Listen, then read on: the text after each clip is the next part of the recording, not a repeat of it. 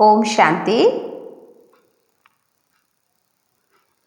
आज प्यारे बाबा के महावाक्य हैं, ध्यान से सुनेंगे। आज की मुरली का जो मुख्य टाइटल बाबा ने दिया है वो है 7 कमजोरियां और उनको मिटाने के लिए 7 दिन का कोर्स।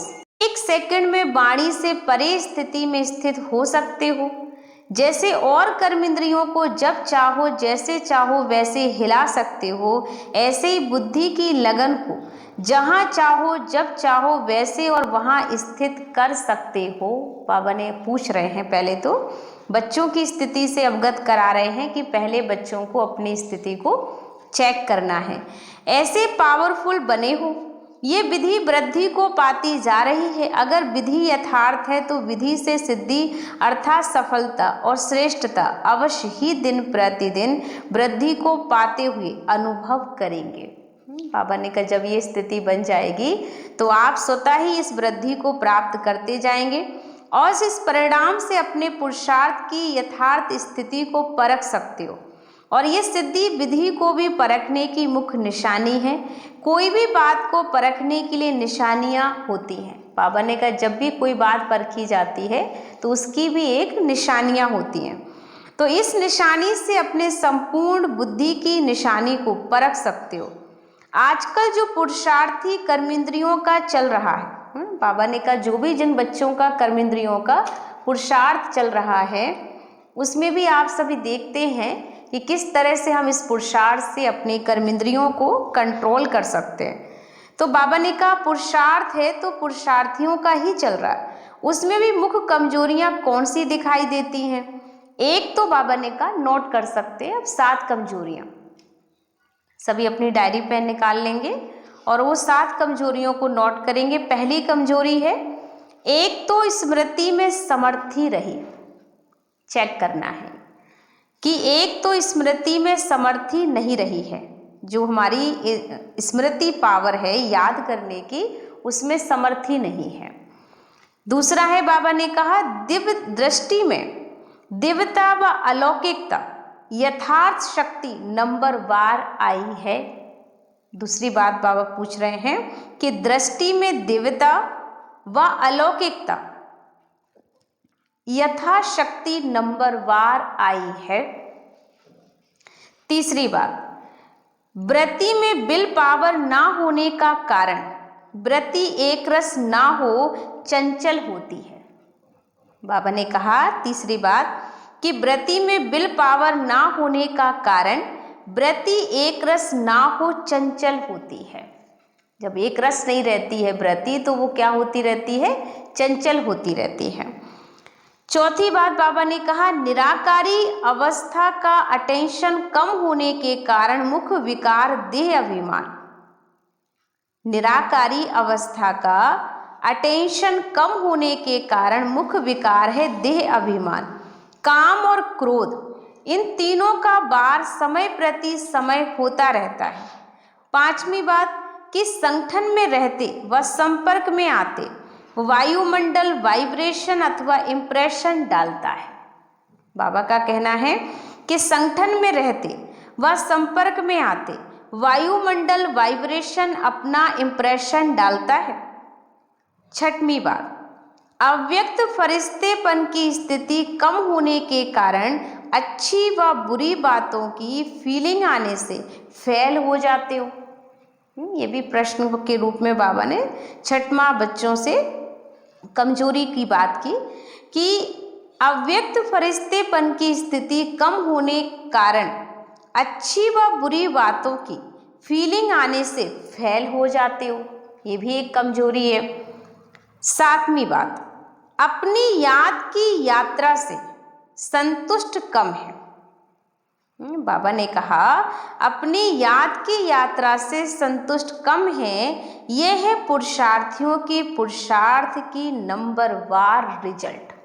ये रिजल्ट बाबा बच्चों की चेक कर रहे थे, देख रहे थे। ये 7 कमियां हमने आज समझ ली हैं। इन 7 कमियों को कैसे निकालना, उसके लिए कौन सा कोर्स करना है, वो आगे सुनेंगे। पर हमने ये 7 कमजोरियों को समझा, कैसे हमारी दृष्टि में दिव्यता आ जाए। वो दिव्यता कम हो रही है, बाबा ने कहा आपके अंदर वो अलौकिकता दिखाई नहीं पड़ रही है, वो दिव्यता नहीं दिखाई दे रही है। बाबा ने कहा वृत्ति में विल पावर नहीं आ रही है, एक रस स्थिति नहीं है। फिर बाबा ने कहा निराकारी अवस्था, टेंशन कम होने के कारण विकार भी, देह अभिमान, काम, क्रोध, ये भी बहुत अटैक कर रहा है बच्चों को। बाबा ने कहा कारण संगठन में रहते, संपर्क में आते वायुमंडल, वाइब्रेशन अपना इम्प्रेशन बच्चों के ऊपर बहुत डाल रहा है। और फिर बाबा ने कहा 6वीं बात में कि अव्यक्त परिस्थिति स्थिति कम होने का कारण है अच्छी व बुरी बातों की फीलिंग आने में फेल हो रहे हो। और लास्ट तो बाबा ने कहा था कि अपनी ही याद से संतुष्ट नहीं हो। तो ये बातें हमने 7 रिपीट की अभी कि इन 7 बातों को कैसे ठीक किया जाए। तो बाबा ने कहा अब इन 7 बातों को मिटाने के लिए फिर से बाबा 7 दिन का कोर्स कराना पड़े। और इन 7 बातों के लिए बाबा कहते हैं 7 बातों को सामने रख 7 दिन का कोर्स जो औरों को कराते हो वह अपने आप को रिवाइज कराना होगा। इन 7 बातों से बाबा ने कहा 7 दिन का कोर्स कराना पड़े इन 7 कमजोरियों को मिटाने के लिए। तो इन 7 बातों को सामने रखो और 7 दिन का कोर्स जो औरों को कराते हो वह अपने आप को रिवाइज कराना है। ये बात बहुत अच्छी बाबा ने आज कह दी कि ब्राह्मण बच्चे दूसरों को कोर्स कराते हैं, लेकिन ज़रूरत है उन्हें खुद कोर्स करने की। तो वो कौन सा कोर्स करना है, कौन सा रिवाइज करना है? तो बाबा ने कहा जैसे मुरलियों को रिवाइज कर रहे हो तो रिवाइज करने से नवीनता और शक्ति बढ़ने का अनुभव करते हो। ऐसे ही बाबा ने कहा अब एकांत में बैठो और अमृत वेले जो 7 बातें सुनाई हैं उन पर एक एक बात का निवारण कर हर दिन के पाठ में कैसे समाया हुआ है वह मनन करके मक्खन अर्थात सार निकालना और आपस में लेन देन करना। कोर्स तो किया है, लेकिन जैसे जिज्ञासुओं को कोर्स कराने के बाद हर बात की युक्ति बताते हो व अटेंशन दिलाते हो, वैसे आप हर एक रेगुलर गॉडली स्टूडेंट अब फिर से 1 सप्ताह एक पाठ को प्रैक्टिस और प्रैक्टिकल में लाओ। बाबा का कहना है दूसरों को कोर्स बहुत करा लिया, लेकिन अब ज़रूरत है खुद को कोर्स कराने की, खुद को बदलने की। तो उसके लिए कोर्स कौन सा खुद को कराना है जिससे 7 कमजोरियां हमारी समाप्त हो सकती हैं। तो बाबा ने कहा जैसे साप्ताहिक पाठ करते हो आप लोग भी सर्विस में पवित्रता सप्ताह व शांति सप्ताह का प्रोग्राम रखते हो, वैसे ही अपने प्रोग्रेस के लिए हर पाठ का साप्ताहिक पाठ प्रैक्टिकल और प्रैक्टिस में लाओ। ऐसे ही बाबा कहते साप्ताहिक जो पाठ है अब बच्चों को प्रैक्टिकल और प्रैक्टिस में लाना है। तो रिवाइज होने से क्या होगा, सफलता समीप आएगी, सहज और स्पष्ट दिखाई देगी। तो श्रेष्ठ तो बन ही गए हो और बन ही जाएंगे। तो अपने आप को हर संकल्प व कर्म में महान बनाने के लिए सभी से सहज युक्ति की 3 बातें सुनाते हैं। बाबा ने कहा सबसे सहज युक्ति की 3 बातें बाबा बच्चों को सुना रहे हैं।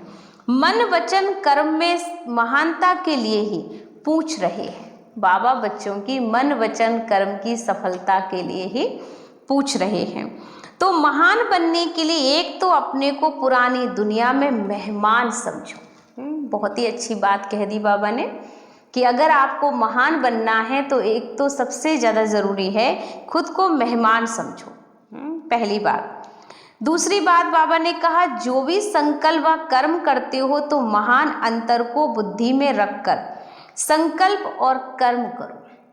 जो भी संकल्प करते हो उसे बाबा ने कहा बुद्धि में रख के संकल्प और कर्म करो। तीसरी बात कि बाबा के व अपने देवी परिवार की हर आत्मा के गुण और श्रेष्ठ कर्तव्य की महिमा करते रहो।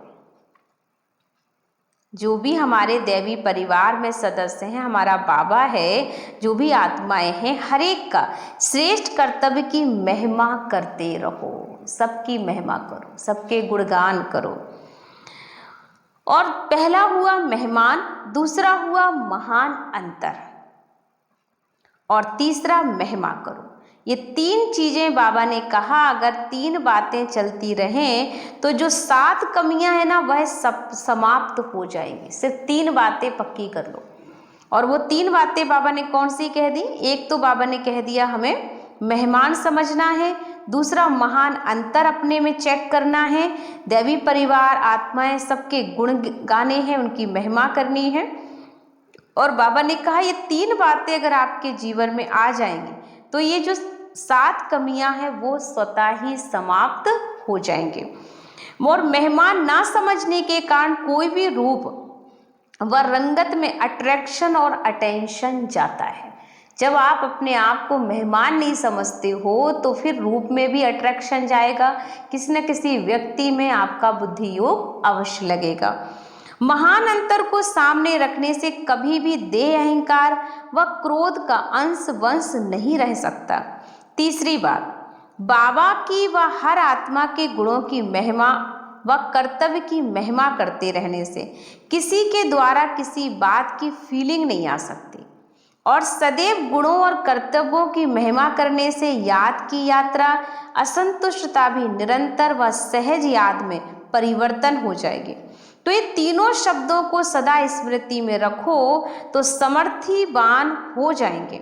दृष्टि, वृत्ति, वायुमंडल सभी आपके परिवर्तन हो जाएंगे। कितनी बड़ी पावर है अगर आपने ये 3 चीजों को जीवन में ला लिया तो वो मेहमान समझना है और अपने में महान अंतर को देखना है, और तीसरा सबकी महिमा करो अपने, चाहे वो हमारे घर परिवार के लोग हैं, चाहे वो दैवी परिवार हैं, चाहे वो हम खुद ही हैं, सबकी महिमा करना, उनके कर्तव्यों का गुणगान करना, यही हमारा विशेष कर्तव्य हो। तो स्मृति में रखो तो समर्थीवान हो जाएंगे। दृष्टि, वृत्ति, वायुमंडल, बाबा ने कहा आपका क्या बदल जाएगा? दृष्टि, वृत्ति, वायुमंडल सभी आपका परिवर्तन हो जाएगा। जब आप ये कर्म करेंगे तो आपका दृष्टि, वृत्ति, वायुमंडल सब कुछ। तो बाबा ने कहा कि असंतुष्टता भी निरंतर व सहज याद में परिवर्तन हो जाएगी। और इन तीनों शब्दों को सदा स्मृति में रखो तो समर्थीवान बन जाएंगे। दृष्टि, वृत्ति, वायुमंडल सभी परिवर्तन हो जाएंगे। द्वापर से लेकर आज तक अपनी व अपने दैवी परिवार की आत्माओं की महिमा करते आए ना, तो कीर्तन करते आए हो, अब फिर चेतन में परिचित होना है। जिन भी देवी देवताओं की आपने महिमा गुणगान किया, पूजन किया, बाबा ने कहा फिर चेतन रूप में आपको परिचित हुए हो, तो परिचित आत्माओं के अवगुणों को व कमियों को क्यों देखते हो? क्योंकि आपको पता होना चाहिए कि जिन भी भाई बहनों के संपर्क में आप रह रहे हो वो कहीं ना कहीं कभी तो वो देवी देवता थे ही ना, कभी तो हम सब साथ रहते थे, तभी तो आज हम सब इकट्ठे हुए हैं, बीके बने हैं, बाबा के बच्चे बने हैं। तो हमें उनके वो भविष्य स्वरूप का साक्षात्कार से उन्हें देखना चाहिए, और जब हम उन्हें उस रूप से देखेंगे तो हमें किसी की कोई कमी कमजोरियां नहीं दिखाई देंगी। बाबा ने कहा आत्माओं के अवगुणों व कमियों को क्यों देखते हो, वह बुद्धि में धारण क्यों करते हो? अभी भी सारे विश्व चुनी हुई श्रेष्ठ आत्माओं के गुणगान करो, बुद्धि द्वारा ग्रहण करो और मुख द्वारा एक दो के गुणगान करो, फिर दृष्टि, वृत्ति चंचल होगी, किसकी भी कमी की फीलिंग होगी। सभी अनुभव किया है ना कि कोई भी मंदिर की मूर्ति कितनी भी अट्रैक्टिव व सुंदर सजी हुई हो तो कभी भी दृष्टि उनकी सुंदरता, सजावट की तरफ संकल्प मात्र भी चंचल नहीं होता। कितनी अच्छी बात कही बाबा ने, किसी भी मूर्ति को देखकर आपका मन चंचल नहीं होता, उसकी सजावट को देखकर, उसकी खूबसूरती को देखकर कभी नहीं लगता है कि ये माँ बहुत अच्छी लग रही है। तो किसी भी के बच्चे की, लड़का लड़की की बुद्धि गलत चलने वाली हो, देवी को देखकर उनका कोई अट्रैक्शन, ऐसा आकर्षण नहीं होता। वो आकर्षण जो होता है वो प्योर होता है, एक माँ की भावना वाला होता है। तो बाबा ने कहा उनकी सुंदरता या उनकी सजावट की तरफ संकल्प मात्र चंचल नहीं होता, और वहाँ ही अगर कोई सिनेमा व कोई ऐसी किताबों में से कोई अट्रैक्शन व सजावट देखते हो व कोई भी बोर्ड भी देखते हो तो वृत्ति और दृष्टि चंचल हो जाती है। क्यों? कौन बताएंगे कोई भाई बहन क्यों होता है ऐसा? सिनेमा में किसी को देखा, किसी को बुक्स को पढ़ रहे हैं या किसी को सामने देख लिया, फोटो देखी तो मन में अट्रैक्शन आपके आ जाता है। बाबा ने कहा अट्रैक्शन तो मूर्तियों में भी है, लेकिन सजावट, फीचर्स और नेचर्स की ब्यूटी मूर्तियों में भी है, फिर भी वृत्ति और दृष्टि चंचल क्यों नहीं होती? दोनों ही चित्र सामने रखो व एक ही कमरे में रखो तो एक सेकंड में उस तरफ जाने से वृत्ति चंचल होती है और उस तरफ जाने से वृत्ति पवित्र बन जाती है। यह है पवित्रता और अपवित्रता के कारण। क्यों हो रहा है ये सब कुछ? क्यों दृष्टि गंदी हो रही? क्योंकि जैसी उनकी खुद की स्थितियां हैं वही स्थिति के आकर्षण में उसने फोटो किस रूप में खिंचवाई, किस आकर्षण में खिंचवाई। इसलिए जब भी हम कोई हीरो हीरोइन की फोटो देखते हैं तो आकर्षण पैदा हो रहा है इंसान की फोटो देखते, लेकिन देवी देवताओं की फोटो देखते या दिव्य कोई महान पुरुष की फोटो देखते हमारा मन शांत हो जाता है, पवित्र हो जाता है। तो बाबा ने कहा ये उनकी खुद की पवित्रता की स्थिति है। और अपवित्रता का कारण क्या होता है? स्मृति। स्मृति है कि ये देवी है तो ये स्मृति दृष्टि और वृत्ति को पवित्र बनाती है, और स्मृति है कि ये फीमेल है तो वह स्मृति, वृत्ति और दृष्टि अपवित्रता की तरफ खींचती है। वहाँ रूप को देखेंगे और वहाँ रूहानियत को देखेंगे तो ऐसा पास्ट का अनुभव होगा ना? सभी भाई बहनों ने ये पास्ट में अनुभव किया होगा।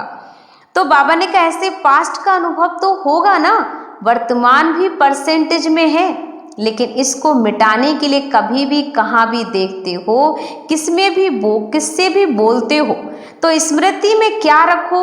आत्मा समझना है। वह तो हुई फर्स्ट स्टेज। सभी को जब देखोगे तो आत्मा के रूप में ही हर आत्मा को देखना है, ये हमारी फर्स्ट स्टेज है। लेकिन कर्म में आते हो, संपर्क में आते हो, संबंध में आते यही स्मृति रखो कि ये सभी जड़ चित्रों की चेतन देवी व देवताओं के रूप हैं।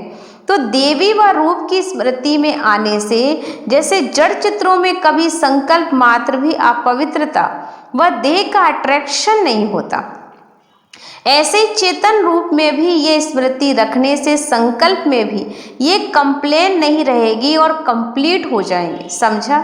ये है वर्तमान पुरुषार्थियों की कंप्लेन के ऊपर कंप्लीट बनने की युक्तियाँ। कंप्लेंट कब खत्म होगी? जब हम बच्चे कंप्लीट बन जाएंगे। और कंप्लीट बनने के लिए बाबा ने कहा आपको ये स्मृति अपनी ऊंची करनी होगी, आपको ये रूप देखना होगा कि ये दिव्य आत्माएं हैं, ये महान पुरुष हैं, और जो भी हमारे संपर्क में ये भी भगवान के ही वही बच्चे हैं जिनकी मूर्तियों के आगे हम दीदार करने जाते थे। ये वही प्योर आत्माएं हैं। किसी को भी दैहिक आकर्षण में देखने नहीं, आत्मा के रूप में देखें। अच्छा, भट्टी वाले अपनी उन्नति कर रहे हैं, स्पीड भी तीव्र है, ऐसे नहीं कि समाप्ति के बाद नीचे उतरते, स्पीड कम हो जाए, ऐसा ही पुरुषार्थ कर रहे हो ना।